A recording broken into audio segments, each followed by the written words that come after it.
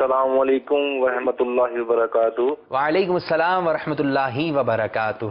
عبد المنان اتاری ملتان شریف سے بات کر رہا ہوں۔ میں نے پیر والے دن خواب دیکھا کہ خواب میں مجھے آسٹریلین طوطے نظر آئے اور وہ طوطے قل اعوذ برب الناس کی تلاوت کر رہے تھے، تو میں جاننا چاہتا ہوں کہ میرے خواب کی تعبیر کیا ہے۔ تلاوت کا خواب میں اس طرح سے انہوں نے سنا تو یہ ایک عمومی خیال بھی ہوتا ہے، کیونکہ طوطا ایک ایسا پرندہ ہے، ہر پرندے کی اپنی خصوصیات ہوتی ہیں، تو پرندوں کے اندر طوطا ایک ایسا پرندہ ہے کہ جو بڑی جلدی جو ہے وہ بعض انسانی کلمات جو ہے وہ ادا کر لیتا ہے، بعض پورے جملے بھی سیکھ جاتے ہیں۔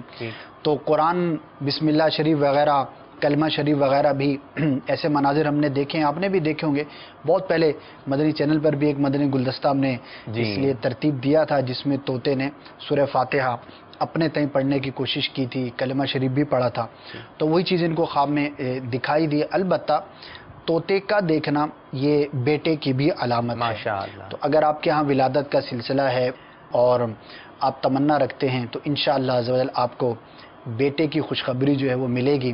بڑا اچھا خواب ہے، مبارک خواب ہے، اللہ تعالیٰ آپ کو نیک اولاد عطا فرمائے، آمین، اور اگر قافلے میں سفر کر لیں گے تو انشاءاللہ عز و جل خوشخبری ہو سکتا ہے جلدی مل جائے۔ صلو علی الحبیب صلی اللہ تعالی علی محمد۔ مجھے اپنی اور ساری دنیا کے لوگوں کی اصلاح کی کوشش کرنی ہے۔